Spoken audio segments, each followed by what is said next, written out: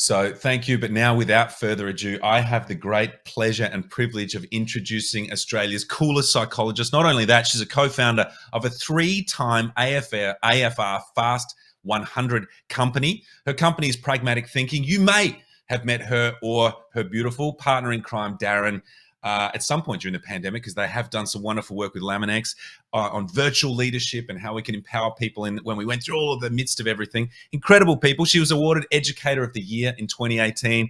She's written 3 books. They're all bestsellers. She's got one of the hottest business podcasts in the country. It is called Standout Life. Someone cool wrote the soundtrack for that I'm just remembering right now. I love her. I can't wait to hear what she's going to share with us about lifelong learning. Please come on down. Ali Hill, everybody. Woo! Hey, how are you, Michael? Hey, Great Ali. to be here. I'm good. Oh, it's so good to see you, you wonderful human. Ali, when we, in a word, I'm going to throw you on the spot straight away. When you think lifelong learning, what's the first word that comes to mind? Curiosity. Curiosity, staying curious, just staying hungry for it. And talk to me. I mean, you've got a lot of, you being obviously a psychologist, a lot of work with organization psychology too, a lot working with teams, working with one-on-one, large-scale organizations. You're working a lot with the mind. And talk to me a little bit about, I mean, there's curiosity and then there's curiosity. Is there a passive and an active curiosity? Let's dive into that, because it feels as though if we're going to talk about lifelong learning, curiosity is going to be critical to this conversation. Are there different kinds of curiosity?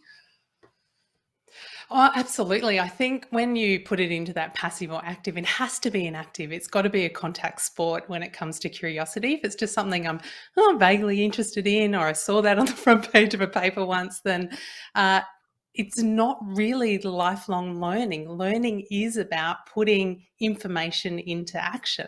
So for me, curiosity is absolutely a contact sport. When it comes to the mind, I think the gateway to curiosity is the capacity and the ability to ask fantastic questions. So the work that I do, whether it's one-on-one, whether it's working in executive groups or in organizations, it's having the right question at the right time, asked in the right way, that can unlock, it can change, it can expand thinking, and almost unlock that passion for momentum and movement. So for me, when I hear you ask that question, I go, yeah, curiosity. There is different elements, different levels or different layers, but we need to think about it from an active contact sport. It's the gateway to action and application. And I mean, when we think about actively being curious, it's the first thing that comes to my mind when you say, a full contact sport is, you might get beaten around a bit. So it might be a bit uncomfortable. It might be a bit, I'm getting tackled. I'm getting, thrown around in the arena. So, surely there's something to unpack there around, okay, I want to be a lifelong learner, but oh God, do I have to put myself in that uncomfortable position all the time? Yes, because otherwise we keep doing what we've always done. It's the capacity. And in fact, one of the things I would love to encourage people to do, it's something I'm trying to learn how to do, is to sit a little bit longer in the uncomfortable unknown. So we can ask the question, but sometimes in work, in the pace that we work at, we want the answers quickly. We want the answers straight away. But the learning happens in sitting in the gap between the ask and the answer. And that's what's uncomfortable and sticky. It feels passive, but actually there can be a lot of work in sitting in that uncomfortable unknown. Now, uncomfortable can be sticky, but it also can be energizing and exciting. It can be that opportunity to go, I didn't even think of that before. I haven't thought about it from that perspective. Or there's a stakeholder or a customer that we just never even considered. And now that I'm considering it, that opens up all of these other kind of questions that maybe we want to sit in and work around. So the unknown might be uncomfortable just because we're not the experts or certain, but there's an energy that we can work with around that. That's, for me, really exciting.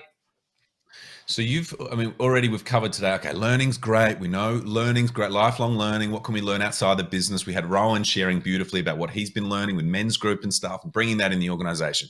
We're just talking about this curiosity. We've got to be hungry for it, but it might be a bit uncomfortable. We've got to sit in that tension longer. Mm. If I'm out there, if I'm one of the Lammies listening in right now, you work with a lot of big companies, get to see a lot of teams. Rah rah rah rah. Why do I need to be a lifelong learner? Why do I even need to be curious? If it's going to be a bit uncomfortable, if it means I'm going to have to disrupt my flow and sit in the tension a bit more, make the case for me in the world right now, what we're living in. Why does it even matter? Do I have to be a lifelong learner? Or can I just kind of like let everyone else do it and I'll just do my job and get on with it?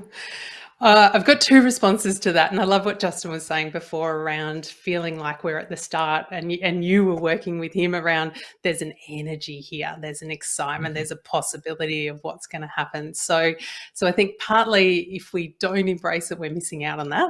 So that's kind of that opportunity to continue to grow. If I go from a psychological point of view, one of the worst places human beings can be is feeling stuck. Is that sense of where I am at the moment, it's not that great, but I'm not sure where to go next. So part of that lifelong learning is that opportunity to get out of a stuckness, to get out of where we are right now. We also have come through a couple of years of huge amounts of disruption, a lot of it outside of our control. If we aren't asking the right questions in amongst that change, then we can't survive. We can't get through that, let alone kind of grow and master through that. And we don't know what else is coming our way. So part of having the muscle and the skill of being a lifelong learner now helps us be prepared to be able to ask the right questions when the proverbial hits the fan. That will happen. So I think there's an energy and a possibility for sure. The second part of it, I just yesterday, Michael, was chatting with Dr. Norman Swan, who's Australia's most trusted doctor. We saw him right throughout Coronacast and in our lounge rooms for across that time. But he was talking about and referring to some research for individuals about retirement. So if we have nothing to go to after retirement, all health. There are huge amounts of research where health parameters go down, relationship issues happen, mental health can be really bad. So retirement in itself, if you don't have another vocation to go to, if you don't have another way to kind of learn and apply, can be very detrimental for individuals. And whilst it might be funny, why am I talking about retirement when we're talking about an organisation? But I actually think the same applies to organizations. If there's not a vocation, a thing that we're applying ourselves to, that we're continuing to grow, we need to have this kind of anti-finish line mentality that helps organizations. That's one of the things I love about what Laminex does, the culture of Laminex, and what you're pulling together even in this LaminexLIVE is that recognition and the permission and the possibility of keep stepping into what's next. Do you have a go-to question? I mean, you brought this up. Questions seem to be something that serve you well. You know, that you in the time personally, where in your own life, personally, professionally, whatever else, it feels like what I'm hearing from you is that, yeah, you've got to get good at asking the right question. You've got to sit in that tension a bit longer. Do you have something? Have you got a go-to, or is there a sequence of questions maybe that we could steal from you? Yep. It's almost like I think in questions, and I don't know whether it's my background in training as a psychologist or it is just that kind of area of interest. So probably one of the ones that I'll ask more often is, what else is going on here? So what's the bigger context? Why is this happening? But why is this happening now? What assumptions am I making about this, and what don't I yet know about this situation? So I know there's a couple of questions in there, but they're often connected to that. Just getting a handle on what's the bigger context, what's happening around here. Zooming out and just stopping, pausing, going, hang on. Am I Mm. seeing this from every side and angle? Why is this happening now? And a lot of that's decision making for scale that's complex. That systems thinking is, there's some elements in there around those kinds of questions. But I love even going back to what you were just sharing around with this retirement. How if we don't have something that we go to, it doesn't look good. I thought of my nana when you were sharing that. She was still playing Yeah. bowls, I think, till she was about 86 or 87. She retired about 7 times, but her team wouldn't let her retire. And so she just had to keep going. I reckon even maybe 90, she was still giving it a bowl. But there was quite a rapid decline after that. So having Mm. something, that still keeps you not just physically fit, but that keeps the mind, keeps you turned on. And I think where we're going with this conversation is, how do we be conscious of that and proactive with that, recognizing, oh yeah, life is better when you're curious. Life is better when you're learning. There's an energy that comes with it. I think about when I learned to surf, and I remember someone was saying this to me. You get to a certain point in surfing, then you've really got to push it, and you've really got to push it, and then you get older, and you're not spring chicken anymore, or whatever else.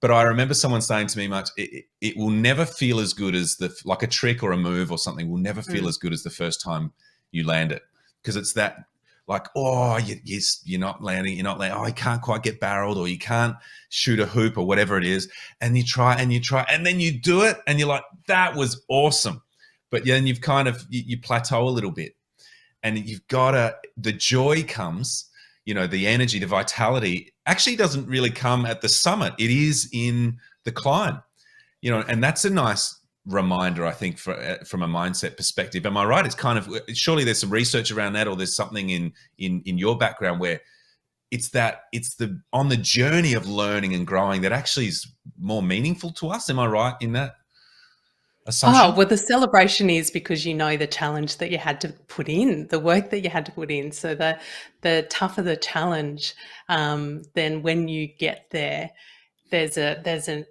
exuberance that comes with that. I'm smiling where you're asking me about research. What comes to mind for me is the level of persistence that kids have.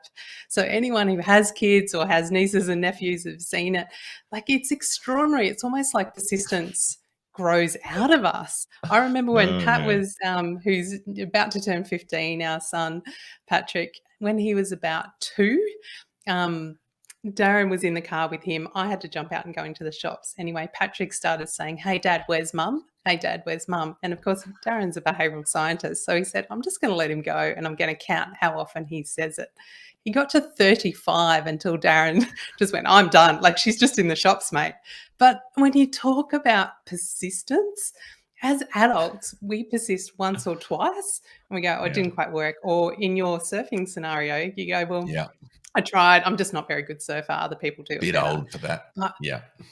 totally. So it's asking the Yeah. question, but it's persisting. What if you stuck with it? What if you fumbled and fell? And, what did you learn along the way of persisting that Mm. was way bigger lesson than actually being Mhm. able to do the very thing that you were trying to do?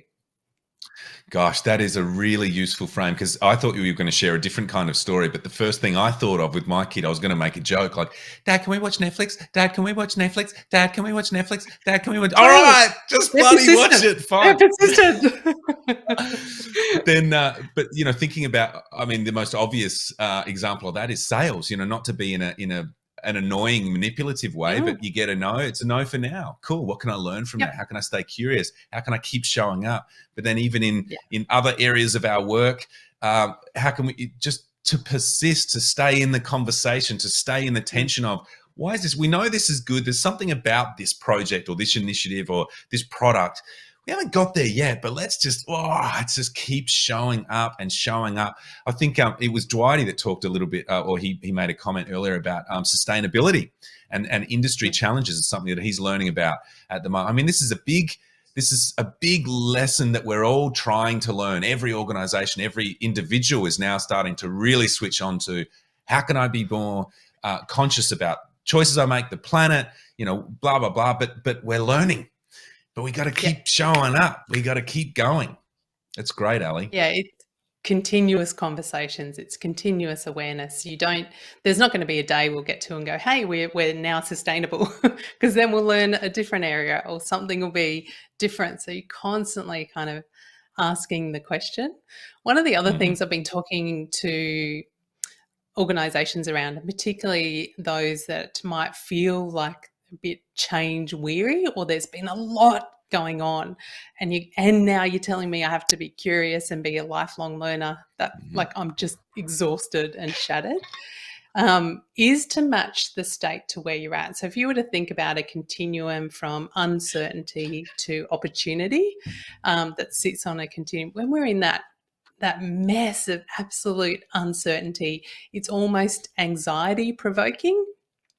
Trying to put high energy and get people to perform at a really high level just perpetuates that sense of anxiety. So at this end, we want to get grounded. So it's almost, and I physically will take 3 deep breaths and get grounded. Where are we right now? Ask those context questions. What's happening right now? What's okay? What do I need? What do my people need? Does everyone just need lunch? Like, is that all we're talking about right now? And then we can start to go, okay, well, what can we do next? What can we do next? And as we move up the continuum towards opportunity, this is where we can put that all out effort, where we can go, right, let's go pedal to the metal, persistent, practice that surf routine as much as we can, because I can see the opportunity if I sit there.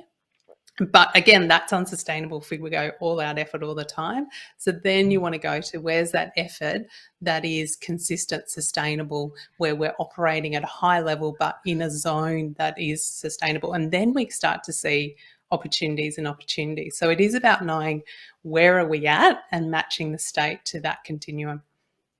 And even that's a learning process, figuring out our own cadence of that, where that works and up and down. I'm going to bring JB in because I know he'd be itching to dive into this conversation. There's 2 things I want to share on that. The first is I might also, let's bring him in, Dave, if we can. JB, come on down. You've met Ali. You know Ali. Hey, Justin, how are you? Hey, Ali. How are you? Great. So 2 things. I'm looking forward to going to Hawaii. Yeah, I know, right? Well, we're all going now. We're all going. Which is great. So a couple things just quickly, and then I'm going to let you 2 jam. So the first thing is I reckon we open up the hotlines today, because you know what? We've got Australia's coolest psychologist on the line. If you've got a question that you want to dial in, I'll get Dave to put up the number. Not now, but in just a moment, Dave. Give us a call. Let's chat live on the couch with Ali.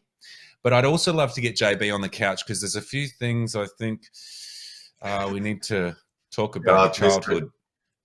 How long have we got? Any number away, Mike? You know, there's a few things that the rest of the leadership group said, can we get Justin on the couch, please? We just need to. But no, aside from that, so Gardner came out and they said it's upwards of, I think close to 75% of people will need reskilling over the next 3 years, if not all of us. So we know, even from a skills standpoint, what we're doing today might not even be relevant in 3 years' time. So we are all going to have to take on this learning mindset, this approach, et cetera, et cetera. Have you even noticed, Justin, in some of the work that you're doing, where you're like, wow, I used to do this and now I'm not even doing that anymore. I've had to throw all of that out the window and I'm now having to relearn a whole new, whatever it is. Right. Have you noticed stuff like that? Oh God, let's just think about the last 2 years. I mean, where was the rule book? Where was the playbook for that? And that was everyone, both home life and traversing work. And I mean, I think that really, got people comfortable in the uncomfortable. Like Ali was talking about before, and I think everyone learned that what I can work in that space. I can what I thought was around the corner wasn't around the corner, and we kind of got into a rhythm there where we kind of said, let's just play quarter by quarter. Ditch the 5-year plan, ditch the year plan. Let's stay in the moment. Let's stay in the quarter. And we kind of conditioned the business to really think like that and to act like that. And we're still in that mode, to be honest, and I think it's still relevant. And I think what that enabled us to do was kind of, celebrate the wins, stay connected. We weren't thinking too far kind of beyond where we were, the environment we were in, and I felt that kind of gave us a real energy as well. And I think it gave us a purpose of actually, geez, if we can get through that, what is possible here? And I often talk about when people are thinking about the business, it's this concept of you won't break it. Don't worry about it. It's survived 85 years, and therefore just kind of unleash yourself in terms of your thinking and where you think this business can go and what it can get up to. And I constantly reinforce that with people. Don't be scared. You're not going to bust it. And I'd be very surprised if one single person managed to do that. And that kind of gave people that right, if you like, to lean in and to really, kind of go back and kind of, get involved in the business again. But I think I support what Ali said. I think when you're in that moment, it's actually fun.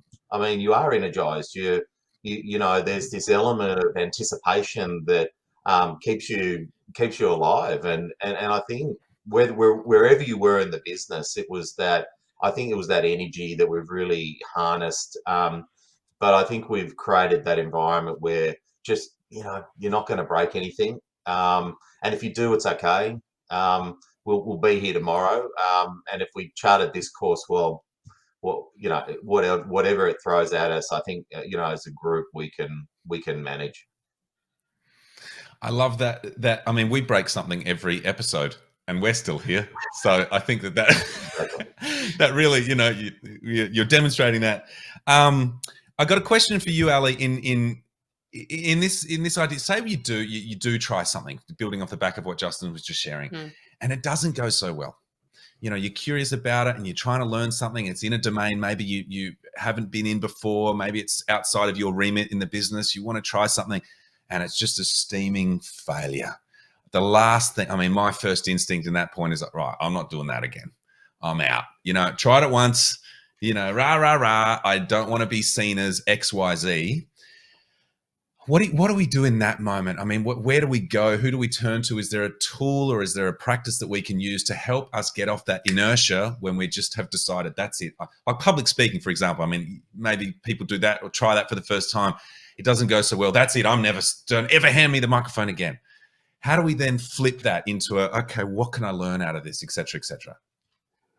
It's such a great question, Michael. And even as you were saying, Justin, I love that sense of you're not going to break it. It's been around for 85 years, but there's a little part of me that even goes, but I might be the one. I don't want. So we have this irrational thinking, even in the face of someone saying, no, you're not. I want you to do more. And when things do fail, when there is this pile, as you described it, Michael, of failure in front of us, going, I put all the efforts in, I put all the eggs on the table, and it just did not work at all. I think my first place to go to is just acknowledge the experience, because often that comes from a place of deep care. If you were apathetic about it, if you didn't care about the failure, it means you didn't care about the learning along the way. So recognize that, this is sticky and prickly and tough and not how I want to feel, which comes from a place that I deeply cared about that being a positive outcome. I think a culture of collaboration and sharing, which is what you're talking about, Justin, is, hey, how can we come together? So not just acknowledging that for ourselves, but the quicker we can get out of our own head and be talking about that with others, what we hoped it would be, what it's not, what's in the way. And there's something about sharing it that helps us to get a bit of a distance. What would your best friend say? And they say, hey, I know what to do here. I've been in that same circumstance yourself.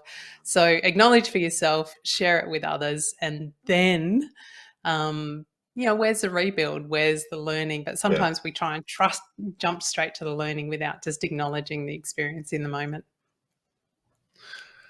Love that. Love that. You agree with that, Justin? Yeah, I actually do. I think, and this is where I think leaders go wrong sometimes, is it's always got to be perfect. And there's no humility at the table, and I think people love that humility, right? And I think it's almost like you've got to talk to what we did wrong first, as opposed to what we're doing right. Mm-hmm. Yep. And then I think that creates that environment of trust and that culture.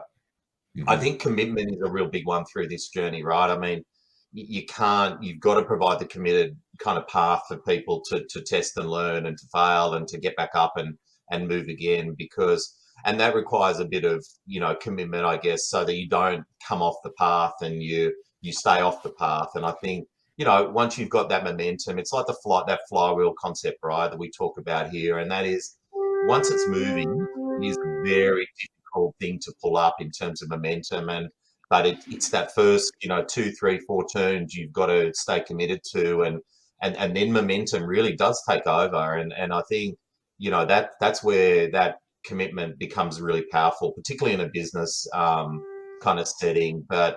And I think that's where people kind of fall, right? It's that first, oh no, I'm going to give up and I'll push on somewhere else. But staying committed absolutely has its advantages. It's awesome. And you know what else? You know who else has an advantage? Is Blake. Are you there, Blake? You there, mate? Can you hear us? He's here. Hello. Can you hear us? You're live on the air. They're watching. See, they're watching, and we're 5 seconds in the future, and they'll be like, la, la, la, la, la, la, la. You know what? I'm going to call them back so then they get it. Watch this. Ready? That I love all of that stuff. And I think what's coming up for me is this idea that, let's call them. Ready? Here we go. Now they'll get it. Oh, there we go. Here we go. Hey, you there? Hey, Blake. You there? Can you hear me? I can hear me. Is this Blake? Oh, feeding back. Where are you, buddy? We can chat amongst ourselves, Ali. Yeah, That's right. It's like a lifelong learning. I love that retirement. There's a great song by Toby Keith called "Don't Let the Old Man In." I don't know whether you've heard it, but I it's haven't. exactly about that, right? It's just the old man will keep knocking, just don't let the old man in. But it's that kind of retirement philosophy of, don't, if you let them in, you automatically become old. But if you can Yes. maintain that curiosity and travel and do the things that keep you out of that zone, then it's almost like you'll keep the old man out. I love that concept. Yeah, I think it's that sense of staying younger. Yeah, it's fantastic. I'm going again, guys. And you can hear? Yes, I can hear you perfect. now. Yeah, how are you, buddy? Good, mate. Yourself? Yeah, kept on going, Dad. Yeah, good. I'm not sure. Dave, you want to bring us in now? I think we're here. Go, Blake. You're on? Yeah, I can hear. Hey, we got you. We're going old Perfect. school. Hey, Awesome. welcome to the business, my friend. Thank you. Yeah, enjoying it so far. Such a thrill to have you. And you're already leaning in and you're learning out loud and you're calling Laminex Live 2 weeks in. Hey, listen, what have you learned in the last 2 weeks of working at Laminex that you were like, whoa, that's surprising. That's cool. That's interesting. Tell us, what's your experience in the last 2 weeks? Well, I've had no understanding of laminates before I've come on board with Laminax.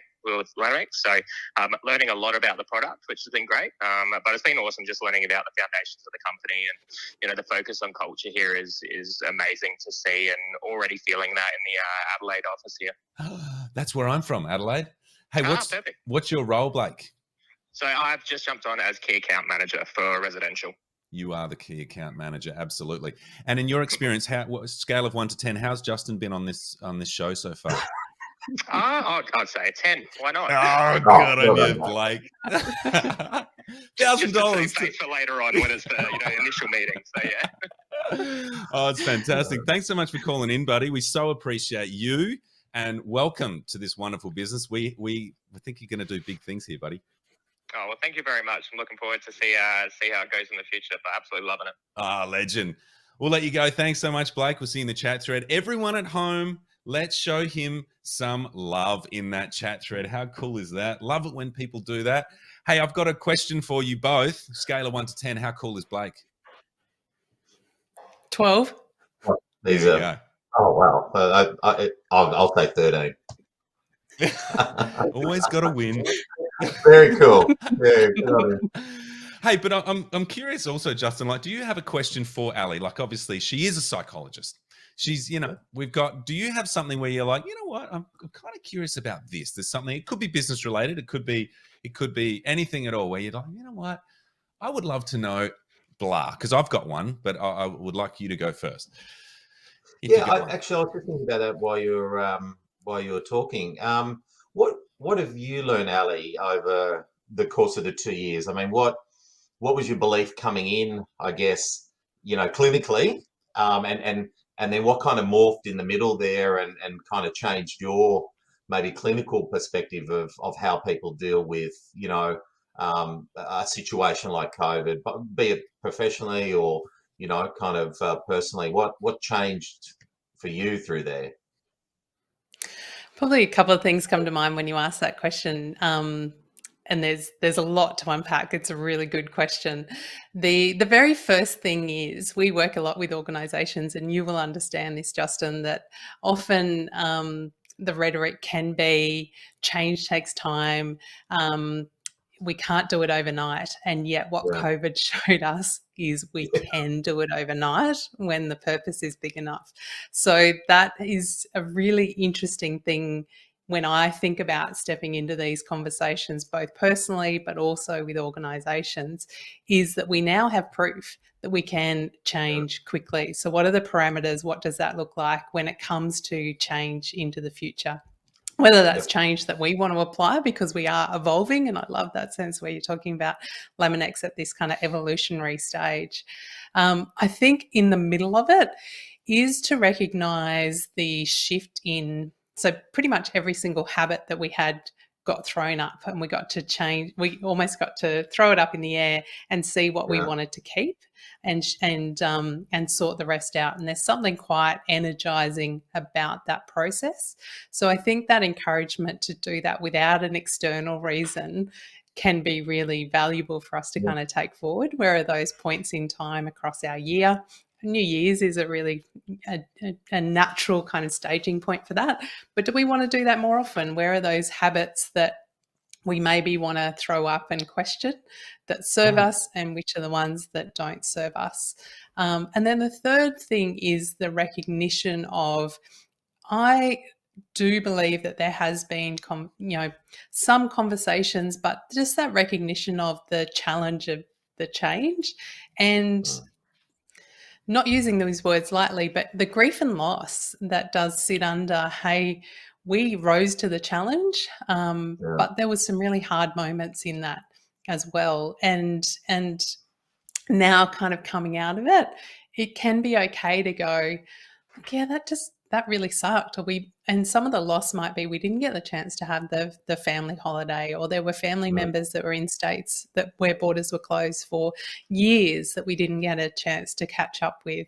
And in amongst the busyness and in amongst now getting back out again, have we actually paused long enough to kind of sit in those challenges? So they're the three things that kind of come to mind when I look at how we can do it. Human beings are incredible. But also yeah, it's okay to kind of acknowledge maybe some of that weight of the last 2 years that we have experienced at a personal, business, family level, that if we don't give that a voice, if we get another change like that, yeah, then it might be a little bit like sunburn. So it's okay to just recognize, give that a voice. And I think you do that really beautifully within the culture of Laminex, of recognizing the human experience in amongst the change. That also, whilst we can also be talking about what's next and what's exciting us. yeah. Great answer. We've got another juicy question here from Tabitha, going back to this, the conversation we had around persistence, about staying in a learner's mindset, about continuing. She asks, how long's too long to stay persistent with one idea or trying something? Is there a threshold where it's like, okay, you just got to give it away, sweetheart, that ain't working? 3 days, like, I don't know if there's a formula, but I wish I could give you a formula. I wish I had one for myself. I think it's because it is that you kind of go, look, if I'd stuck at it a bit longer. You talked before, Michael, about sales. Mhm. It's the example, right? That it's that one time that you don't call that could have been the next conversation, where you've called 9 times, but it was the 10th one that was going to get through. I think part of it is that discernment and feedback, and again, the opportunity to have other people who you can bounce that off, whether they're experts or just other people to see it from a different perspective. Because some of what sits behind that question is, are we persisting on the wrong things? Are we learning the wrong things? Is the metaphor of the ladder being up against the wrong wall, but we're climbing the ladder anyway? But we actually haven't stopped and looked at the wall, is what's that discernment about whether we're kind of spending too long or persisting too long. So it's that chance to check in and reflect, pause, what am I learning, what's working, where do I need to be changing tact, and having trusted people you can go and bounce that off is incredibly valuable to give you that answer. It's beautiful just thinking about, and Justin, I know you're a big proponent of this, of really experimenting with new ways of working. And what's come up for me a lot in this conversation is making that space, making that time for reflection, for stepping back. What's the bigger context here? Are we up against the right wall? We're trying to climb this thing. We're working 6 months on this. What are we doing? It's not even the right wall. And then to think about, well, what the future could be is to start to implement not just well-being breaks within our schedule or time out to restore and regenerate, but time out to think strategically, time out to reassess priorities. Is this the right, that's exciting to think about a workday that's not just 9 to 5 or whatever it is. It could be more, malleable. Yeah, I think perfection's the enemy here to a degree. I think, and that, I love that analogy, the wall, Ali, and I think, sometimes we stay on the wall till we feel we're perfected, that product or that service. And, we really talk about that principle of just go at 70%, go at 80, because you'll learn more on the road than you will waiting for the next 20.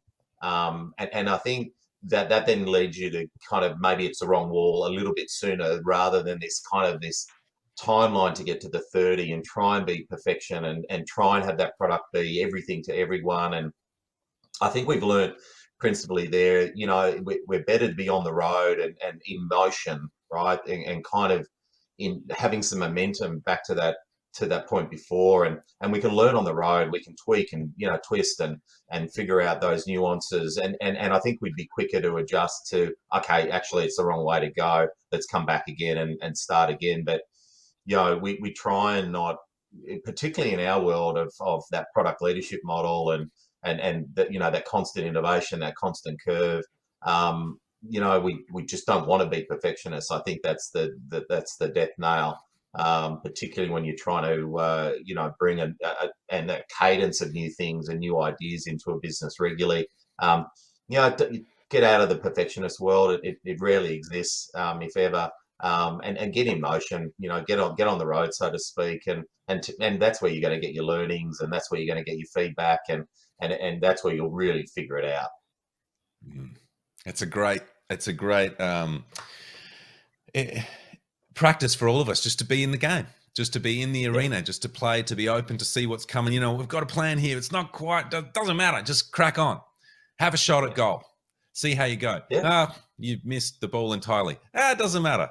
We learned something, and that's a great way to be. I love it. I love speaking with you both. Before we go, Ali, because I know you've got the couch is waiting for you. I've been thinking, it's kind of an R&B flavor that was set up by Rowan, but everyone on this show, we didn't tell you before, they sing. And so maybe... I don't know. No, they don't. They do. Don't sing. Did you not tell her, JB? You didn't tell her? You got to start reading your emails, Ali. This is... Okay, take it out. Where's my voice coach training that comes with a little bit of Craig David? Yeah, I love it. Hey? It's kind of smooth. Or can I also just add that we landed on that wall metaphor? Here's a little question for everyone at home. Is that because I played this track at the start of the show? Did that get into our brains and that became, is this the Matrix? Is this Inception?